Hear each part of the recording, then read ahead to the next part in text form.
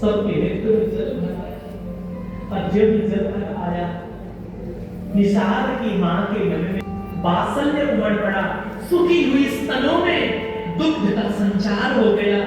ऐसा लगा कि इतना सुंदर बार गोदी में लेके मैं अपने छाती से लगा दूं। भगवान मन ही मन बोले, माँ अभी तो मैं मर्यादा पुरुषोत्तम हूँ और किशोर हो गया, बड़ा हो गया, अभी ये दृश्य शोभा नहीं लगेगा। कोई बात नहीं, जब मैं कृष्णावतार लूंगा द्वापर में, तुम फल बेचने वाली बन के आ जाना और तब मैं फल खरीदने के बहाने तुम्हारे गोदी में चढ़ के तुम्हारे छाती से लिपट कर तुम्हें खूब लाड़ा करूंगी, प्यार करूंगी। वही कृष्णावतार में फल बेचने वाली बन के आई। भगवान को सुंदर सबसे मिले, कोई केला, कोई पत्ता, कोई फूल भेंट चढ़ाते हैं। श्रृंगवेरपुर के राजा निषाद ने कहा, प्रभु अयोध्या से आप आ गए, कोई बात नहीं, आप श्रृंगवेरपुर में पधारिए, मेरे नगर में निवास कीजिए। भगवान ने कहा, मुझे आज्ञा है कि मैं किसी ग्राम नगर में नहीं रह सकता, मैं इसी वृक्ष के नीचे आज यहाँ रात बिताऊंगा।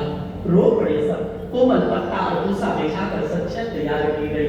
भगवान निषाद ने कह दिया, अपने प्रजाओं को कान खोल के सुन लो, कल रात को प्रजा अयोध्या के जनता सो गए तो प्रभु छोड़ के आगे चल दिए, कहीं आज हम भी सो जाएं और रात को प्रभु छोड़ के चले जाए तो।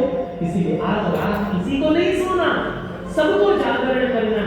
और जितने पुरुष वर्ग है अपने हाथ में अस्त्र शस्त्र धारण करके दूर से प्रभु को प्रणव, जिससे कोई जंगली जानवर प्रभु के निशान में निक्षेप न करे।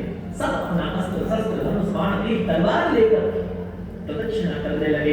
एक जगह पर लक्ष्मण और निषाद भी बैठे हुए थे, दोनों में चर्चा हो रही थी। निषाद राज कह रहे थे, कई के नंदिनी मंदमति कठिन कुटिल बनकिन, जो सीता राम जी को सुध गया रसन में धुल दिया।